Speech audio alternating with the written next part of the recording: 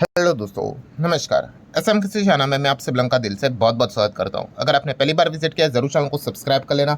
उसी के साथ साथ free stock market classes, yes दोस्तों, कल है शनिवार एंड इस चैनल के ऊपर एक बहुत ही इंपॉर्टेंट लेक्चर अपलोड यहाँ पे होने वाला है। सो उसको गलती से भी मिस मत करना। चैनल का लिंक आपको ऊपर आई बटन पर मिल जाएगा, अगर सब्सक्राइब नहीं किया है तो कर लेना। उसी के साथ साथ let's learn stock market and finance करके भी एक और चैनल है, इसको भी फॉलो कर लेना। संडे के दिन इस चैनल के ऊपर भी आपको एक नया लेक्चर देखने को मिल जाएगा। इस चैनल का लिंक भी ऊपर आई बटन पे नीचे डिस्क्रिप्शन में दिया है। सो चलिए दोस्तों, फिलहाल इस वीडियो को स्टार्ट कर लेते हैं।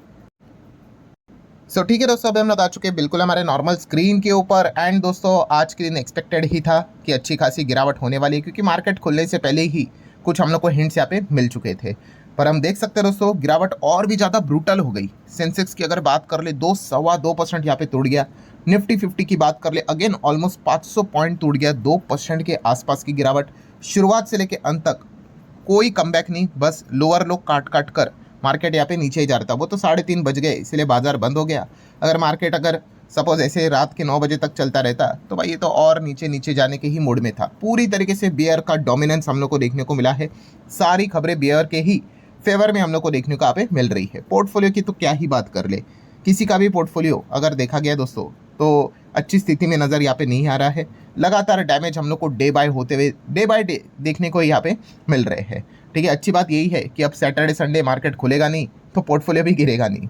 बाकी अगर देखा गया तो बस पिटाई कुटाई यहाँ पे चल ही रही है। सो आप देख सकते हो, निफ्टी 50 की बात कर ले, नेक्स्ट 50 की बात कर ले, बैंक की बात कर ले, finance, mid cap, large cap से लेके मिड कैप, हर जगह पे कत्लेआम ही हम लोग को देखने को मिल रहा है। ठीक है, ये हरा रंग मत देखकर खुश मत होना भाई, ये इंडिया विक्स की बात हो रही है। विक्स तो आप देख सकते हैं 25 के ऊपर चला गया भाई, 25 के ऊपर।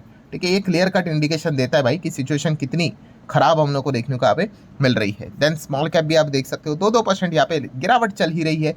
किधर भी कोई बचने का यहाँ पे चांस नहीं है। माइक्रो कैप तो आप देख ही सकते हो, 3-3% के आसपास। सबसे ज़्यादा बर्बाद अगर कोई होंगे तो वो माइक्रो कैप वाली ही होंगे, क्योंकि मैंने जैसे आपको बताया कि माइक्रो कैप में 99% से ज़्यादा कंपनी ख़त्म ही हो जाती है। ठीक है, वो कमबैक करेंगे ही नहीं। ठीक है, एंड इससे रिलेटेड कोई कंपनी अगर ज़्यादा लोग पोर्टफोलियो में अगर बना के रखते हैं, ठीक है, तो उनके नुकसान होने के चांसेस ज़्यादा रहते हैं। बाकी अगर बात कर ले सेक्टर वाइज इंडाइसेस, तो आप देख ही सकते हैं हर जगह पे बस डैमेज ही डैमेज। पर अगर आप एक ऑब्जर्वेशन रखोगे, निफ्टी आईटी कंपैरेटिवली कम गिरा है, 0.4 ऑनली। ठीक है, जहाँ पे बाकी 2-3% गिरे, इतना कम क्यों? इसके पीछे भी एक बहुत बड़ी खबर है। डोंट वरी, मैं इसको भी यहाँ पे कवर करवा दूंगा। बट ओवरऑल आप यहाँ पे देख ही सकते हो, लाल रंग की होली यहाँ पे खेली जा चुकी है। किधर भी हरा रंग किसी भी सेगमेंट में हम लोग को देखने को नहीं मिला है। आई नो, अब दो ही चीज़ें रहती है कि गिरावट हो रही है, वो तो रीज़न तो हर किसी को पता है। बट एक चीज़ ज़रूर हर किसी के दिमाग में आती है कि गिरावट तो दुनिया भर के बाजार में हो रही है, बट हमारे इधर अगर देखा गया तो कुछ ज़्यादा ही गिरावट देखने को मिल रही है। सो ऐसा क्यों? सो उसी चीज़ को हम कवर करेंगे। ठीक है, तो सबसे पहले तो बेसिक रीज़न के साथ स्टार्ट करेंगे। रीज़न तो आपको पता ही है भाई, मिडल ईस्ट अभी भी डिस्टर्बेंस यहाँ पे जारी है। ठीक है, अलग अलग बातचीत तो करते रहते हैं कि हम ये करेंगे वो करेंगे, मतलब टर्म्स एंड कंडीशन भी ऐसे भेज देते हैं कि वो फुलफिल होंगे ही नहीं। तो हर किसी को पता है जंग तो यहाँ पे जारी रहने वाली है। और कल भी हम लोगों ने देख लिया ईरान के ऊपर कितना बड़ा अटैक इसराइल ने कर दिया। उनके जो नेवी के जो चीफ हम लोग को देखने को मिल जाते हैं। ठीक है, हाँ, वो न्यूज़ कंफर्म हो गए दोस्तों। कल मैंने इसके ऊपर वीडियो बनाया था, तभी आपको बताया था कि वो तब तक सोर्सेज के जरिए खबर थी। इसराइल की बात कर ले, अमेरिका की बात कर ले, वो अपनी साइड से कंफर्मेशन दे रहे थे। बट अभी की अगर मैं बात करूं तो जस्ट आपको मैं इन्फॉर्मेशन देना चाहूँगा। यस, अली रज़ा की अगर मैं बात करूँ तो ये देखो नीचे अगर आप जाओगे तो अब इन बॉन्ड के साथ साथ अब यहाँ पे यस डेथ की भी तारीख एंड सब यहाँ पे लिखी जा चुकी है। कल देखा गया तो ये सेगमेंट यहाँ पे नहीं था। जब तक कंफर्मेशन नहीं आता तब तक ये इन्फॉर्मेशन फिर नहीं आती। बट यस, अभी ये चीज़ें कंफर्म होती हुई देखने को यहाँ पे मिल चुकी है। मतलब पॉइंट क्या है दोस्तों, टेबल के ऊपर अलग बातचीत करते हैं, टर्म्स एंड कंडीशंस भेजते हैं। ठीक है, पर यहाँ पे आप देख सकते हो जंग अभी भी जारी है। ठीक है, कोई चीज़ें यहाँ पे रुकी भी नहीं है। इनफैक्ट ईरान ने यह भी कहा है कि अमेरिका यहाँ पे बातचीत की बात करते हैं, वहाँ पे इसराइल तो हमारे ऊपर अटैक करते ही जा रहा है। सो इस चीज़ के चलते आप देख सकते हो सिचुएशन लग रहा है क्या कि किधर से कोई एंगल से अच्छा यहाँ पे हो रहा है, कोई पॉजिटिव पॉइंट बिल्कुल भी नहीं, बैड टू वर्स्ट ही होते जा रहा है। देन उसके बाद सेकेंड उसके जो मतलब बोलते हैं ना कैस्केडिंग इम्पैक्ट रिपरकशंस आ जाते हैं ऑयल के चलते। ऑयल के दाम तो आप देख ही सकते हैं 110 क्रॉस कर गया, बाप रे बाप। ठीक है, कुछ लोगों को ये ऐसा मतलब जस्ट नंबर लगता होगा भाई, वो फील ही नहीं कर पाते कि ऑयल 110 होना मतलब क्या हालत होती है। जैसे मैंने इसके पहले भी आपको बताया कि $10 से अगर ऑयल बढ़ा तो SBI की रिपोर्ट में क्या बताया था, 1.25 लाख करोड़ ठीक है, 1.25 लाख करोड़ भी अब मत बोलो, 1.5 लाख करोड़ ही बोल दो, क्योंकि रुपी तो और डिप्रिसिएट हो रहा है। 1.5 लाख करोड़ हमें देना पड़ रहा है भाई सेम क्वांटिटी ऑयल खरीदने के लिए। Just imagine. And worst point क्या है कि ये लगातार बढ़ते ही जा रहा है, रुक ही नहीं रहा है। ये रुकना चाहिए ना। सो आप अंदाज़ा लगा लो कि इकोनॉमिकली क्या डैमेज यहाँ पे होगा। और ये जो टारगेट निकल कर आ रहे ऑयल के, तो आप देख सकते हो, बोल रहे कि 150 भूल जाओ, 200 भी आ सकता है कि अगर इसी प्रकार से अगर ये चीज़ें चलती रही तो। ठीक है, अगर मैक्वेरी की भी आज रिपोर्ट यहाँ पे आ गई, उन्होंने भी वार्निंग दी है कि अगर ये वॉर अगर ऐसी चलती रही तो जून तक देखा गया ये तो 200 को भी पार कर देगा ऑयल। ठीक है, 200 मतलब इमेजिन करके देखना कि क्या हालत यहाँ पे हो जाएगी। तो 40% चांसेस है, मैक्वेरी ने बताया है कि क्रूड 200 तक जा सकता है। 200 अगर चला गया तो भाई क्या हाहाकार मच जाएगा, आप अंदाज़ा लगा सकते हो। और ऊपर से इसमें मतलब बोलते हैं ना रशिया वर्सेस यूक्रेन, जैसे इसके ऊपर भी मैंने कल वीडियो बनाया था, यही सबसे एक इंपॉर्टेंट खबर थी, जहाँ पे मैंने आपको बताया कि पहले ही गरीबी चल रही, उसमें भी आटा गिला। मतलब यहाँ पे यूक्रेन ने रशिया के ऊपर अटैक किया तो किया, बट किधर, ऑयल के ऊपर ही, उनके रिफाइनरी के ऊपर अटैक कर दिया। और इससे मतलब आउटकम क्या निकला, राउटर्स ने यहाँ पे बता दिया कि 40% रशियन ऑयल एक्सपोर्ट कैपेसिटी रोक दी गई। सो सप्लाई, पहले डिमांड इतना हाई है, सप्लाई लिमिटेड ही रहता है, ऊपर से और सप्लाई यहाँ पे कम होगा तो ऑयल तो यहाँ पे भड़केगा ही भड़केगा। एंड इसीलिए आप देख सकते हैं एनर्जी क्राइसिस हम लोग को ग्लोबली देखने को मिल रहा है, हमारे देश में भी देखने को मिल रहा है। और हिंट भी ऑलरेडी हमें मिल चुकी है, कौन सी, कि भाई पेट्रोल डीजल के दाम आने वाले समय में बढ़ने के बहुत ज़्यादा चांसेस है। ठीक है, शुरुआत तो हुई थी, आपको पता ही है, प्रीमियम पेट्रोल इंडस्ट्रियल डीजल के प्राइस बढ़े थे। फिर उसके बाद कल की दिन की बात करें तो नायरा एनर्जी ने क्या कर दिया, जो प्राइवेट पेट्रोल पंप चलाते उन्होंने 5 रुपया प्रति लीटर, डीजल की बात करें तो 3 रुपया प्रति लीटर के हिसाब से दाम यहाँ पे बढ़ा दिए।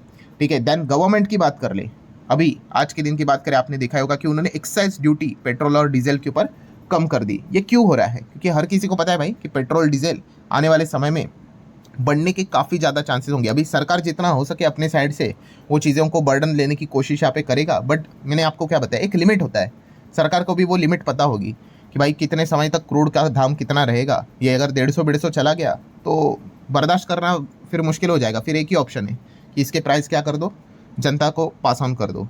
तो यही एक फियर सबसे ज़्यादा देखने को मिला। इसीलिए रिसेंटली हम लोग देखा भी था कि पार्लियामेंट में प्राइम मिनिस्टर नरेंद्र मोदी जी ने भी एक पॉइंट बोला था, कौन सा, कि हमें जो कोविड के समय जो चीज़ें यहाँ पे हुई थी उसी प्रकार से हमें तैयार रहना है। ठीक है, और एक साथ यहाँ पे रहना है। ठीक है, काफ़ी लोगों ने उस चीज़ को लेकर लॉकडाउन की भी बातें की, उसके ऊपर भी मैंने एक वीडियो बनाया था कि क्या फिर से लॉकडाउन लगने वाला है, तो ये वाला वीडियो देख लेना। तो ऐसी बिल्कुल भी कोई बात नहीं, बट येस उन्होंने यही इसमें हिंट क्या बताई थी उन्होंने, कि एनर्जी से रिलेटेड क्राइसिस होने के चांसेस ज़रूर हो सकते हैं, क्योंकि वॉर कहाँ तक जाएगी, कैसे रुकेगी, किसी के हाथ में नहीं रहता है।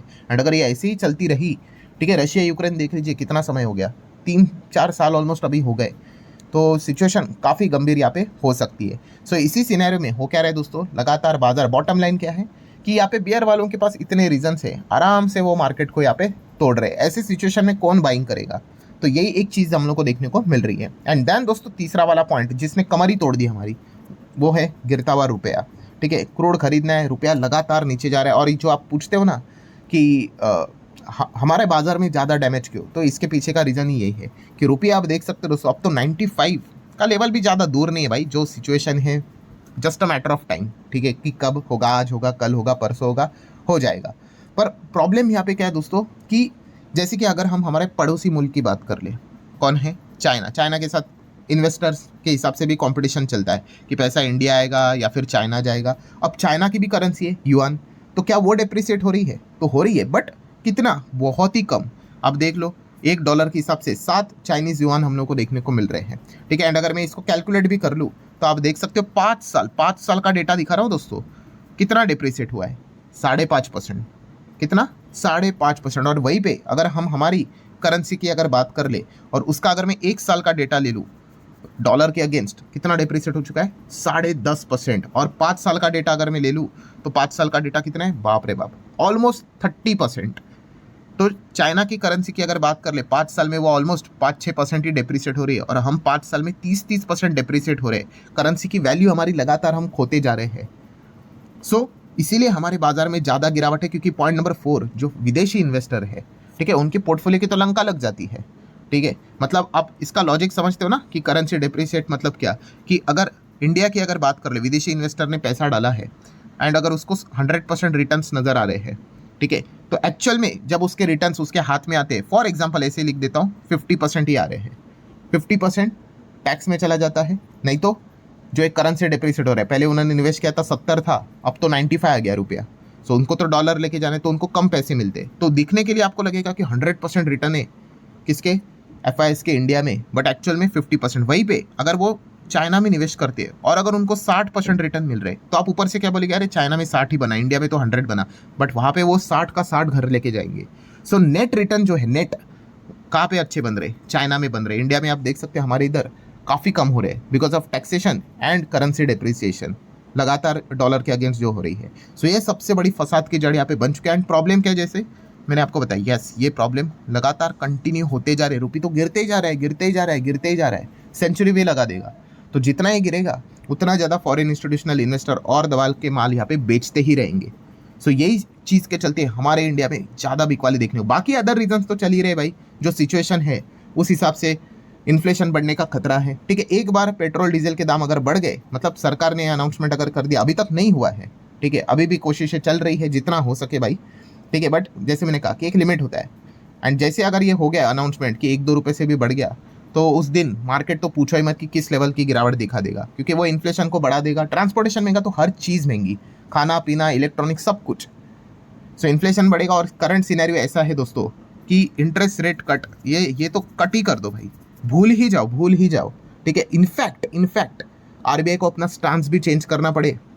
एंड क्या पता अगर सिचुएशन ऐसी अगर चलती रहे लंबी अवधि तक, रेट हाइक की भी नौबत आ सकती है, ठीक है। वो डिपेंड करता है सिचुएशन के हिसाब से, ठीक है। हम तो यही प्रे करेंगे कि ट्रम्प को थोड़ी सी मतलब बुद्धि विद्या यहाँ पे आ जाए, कुछ तो चीज़ें रोक दवा दे, जिसके चांसेस तो ना के बराबर लगते हैं, ठीक है।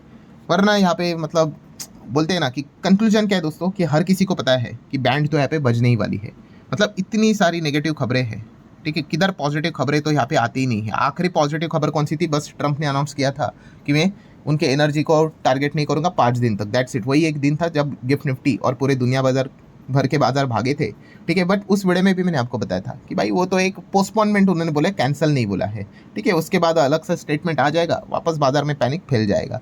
तो यही चीज़ें फिलहाल तो यहाँ पे चल रही है। सो लेट्स सी, अब मिडल ईस्ट के ऊपर ही ध्यान रहेगा, ऑयल के ऊपर ध्यान रहेगा। अब तो हमारा बाजार बंद है, तो गिफ्ट निफ्टी एंड बाकी रेस्ट ऑफ द वर्ल्ड के ऊपर ही हमारा ध्यान रहेगा कि नई कौन सी खबर निकल कर आती है। क्या पता कोई अच्छी खबर निकल कर आ जाए जिसके चांसेस भी कम है। लेट्स सी, उम्मीद के ऊपर ही तो दुनिया कायम यहाँ पे रहती है। तो ठीक है दोस्तों, जो भी सिनेरियोस थे, सारी चीज़ें जो आपके डाउट थे वो भी मैंने कवर कर ले। वीडियो हेल्पफुल लगा होगा, चाहो तो लाइक एंड शेयर कर सकते हो। मिलते हैं अब अगले वीडियो में, तब तक के लिए बाय बाय।